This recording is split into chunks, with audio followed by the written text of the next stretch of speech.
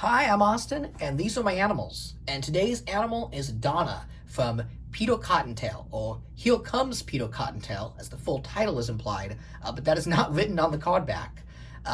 If you've not seen Peter Cottontail, well, I'm sorry you're so uncultured, but it was a holiday special released in the early 1970s by Rankin Bass, the same duo that gave us amazing and iconic Christmas specials like Rudolph the Red-Nosed Reindeer and Year Without a Santa Claus. And this was kind of their attempt to make a definitive Easter holiday special that would be aired annually.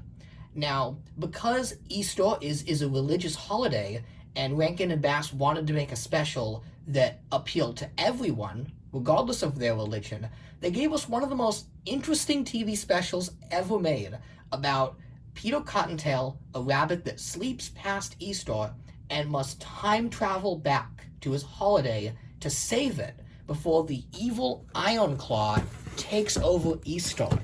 And what he wants to do, and this is legit, Iron Claw wants to put spiders in all of the Easter eggs instead of candy, and he wants the spiders to kill all of the children in the world. Because as a child, a kid on a bicycle ran over his tail. And he's evil. Like, Iron Claw here, who's played by Vincent Price, by the way, has got to be one of the greatest animated villains ever. And I think this is one of the greatest animated specials ever. And it, without a doubt, has the greatest soundtrack ever made for an animated special. Seriously, the music in this is some of the best that came from Rankin Bass. Now, Rankin Bass didn't make the music for this. I believe it was a very talented man named Molly Laws, if I'm not mistaken. He wrote most of the specials, and I believe he wrote this one, the music for it, and it is fantastic. So Peter Cottontail is an amazing special, and in the 2000s, we had a little bit of a Rankin Bass renaissance with all of the Rudolph the Red-Nosed Reindeer figures. We got Year Without a Santa Claus and Peter Cottontail. Now, what makes this line truly unique is that it was released by Diamond Select, if you can see at the top. This was one of Diamond Select's first action figure lines. And now they're a pretty iconic company, and they make a lot of great stuff. But in the 2000s, they were mainly known for comic distribution and their Mini-Mates line. And they were trying to break into the collector figure market. So they were kind of just snatching up kind of strange licenses that hadn't really had toys before, Peter Cottontail being one of them. Now, like all of the Rankin Bass specials, I want to reach into the TV screen and pull the puppets out of them. I say that in all my reviews, but there's something about just watching toys in motion that is so magical to me as a toy collector.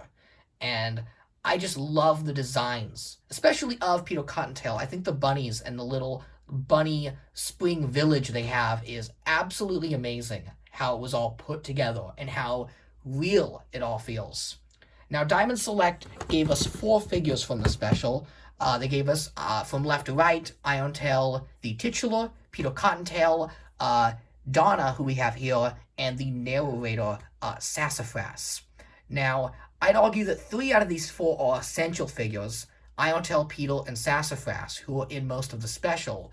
But the one we have today here, Donna, kind of our lady bunny, was an unusual pick, because she's only featured in one musical segment in the special, and that is when Peter travels to Valentine's Day and falls in love.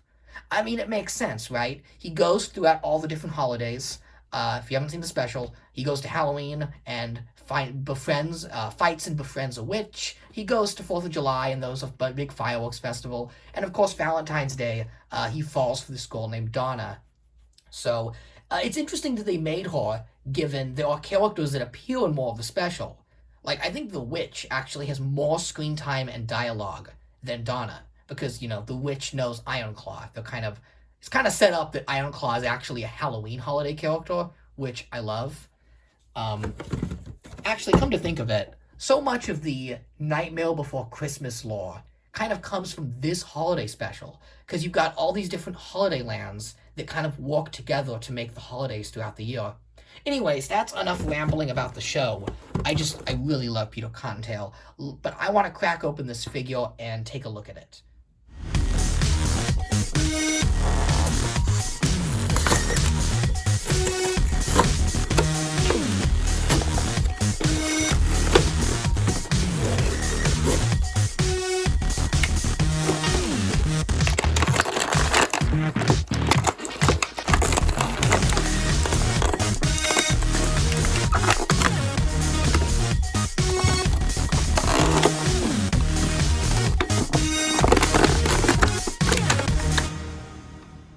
Okay, so here's our figure of Donna, and there's a lot to unpack here, so let's just get right to it. First of all, you're probably wondering what this item is that comes with Donna. I haven't even mentioned, but this is the Easter bonnet that is prominently featured in the special. I'd even go as far as say this character is much more important to the plot than Donna, but I can see why they chose her, and I'm going to get to that in a minute. This is a fun character.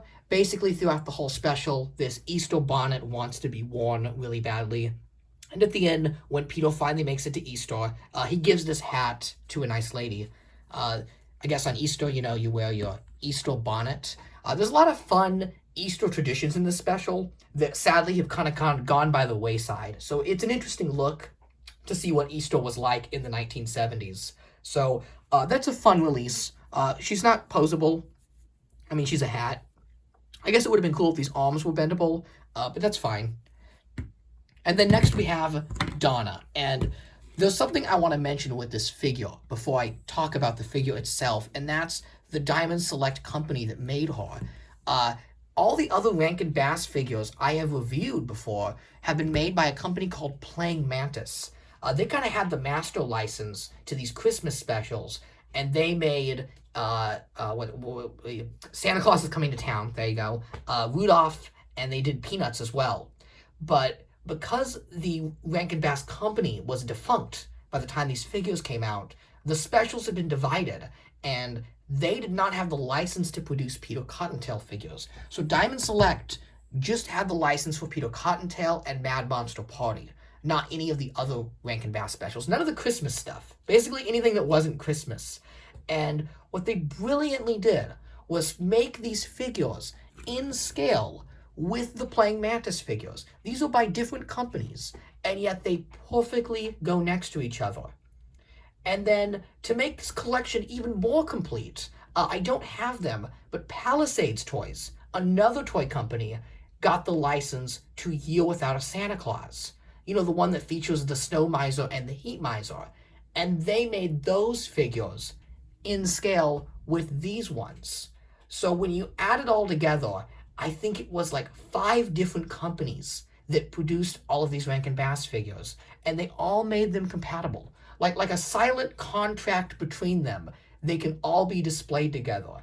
And that is truly amazing, and something you don't see often in the toy industry. Just like the Playing Mantis figures, we have a beautifully detailed figure that seems to replicate the puppet perfectly, complete with the seamless joints these figures seem to have, where the joints almost blend in with the body to where it looks handmade. And the body does look handmade. The fur almost looks like clay.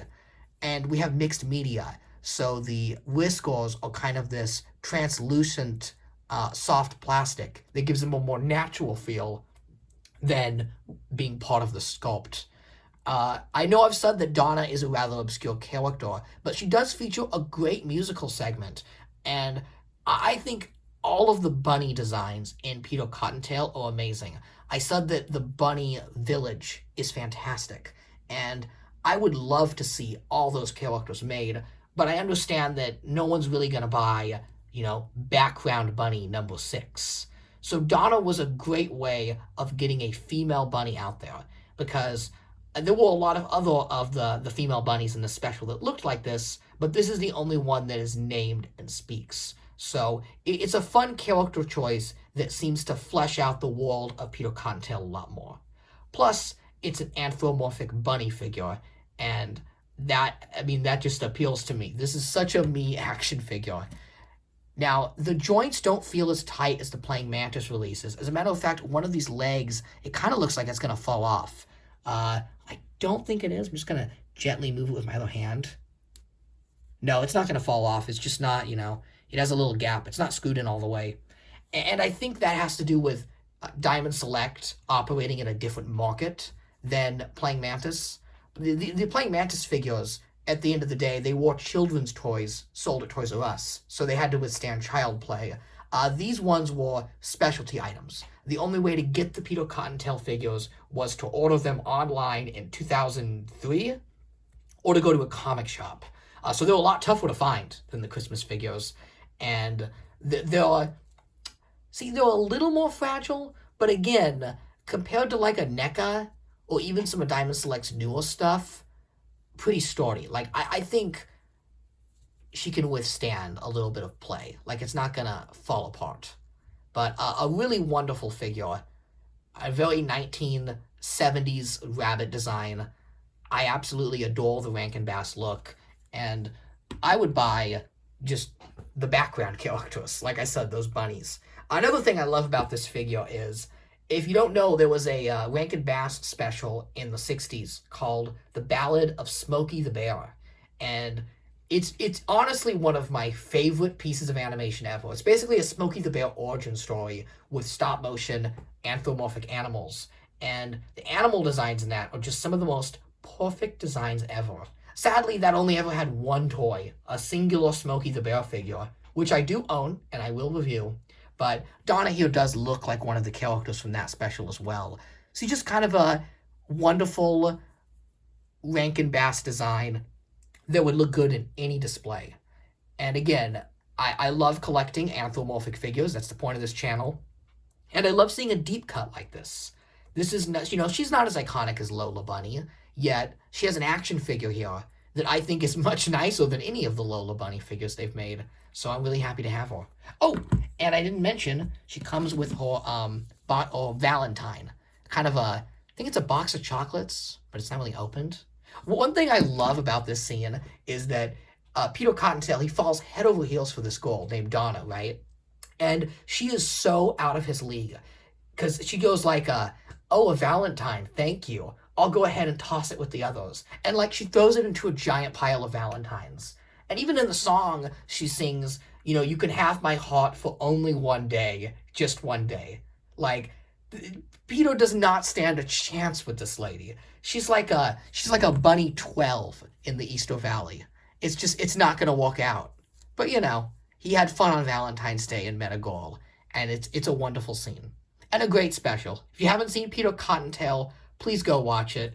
Such a wonderful, iconic Easter special, and I would love to have the complete set of these figures one day. Again, they're very tough to find and pretty expensive on the aftermarket. Donna seems to be the easiest to get, but if you're looking for Irontail or Peter Cottontail himself, all I can say is good luck. You'd have a better chance of winning Donna's heart on Valentine's Day than finding an Irontail action figure. Bye!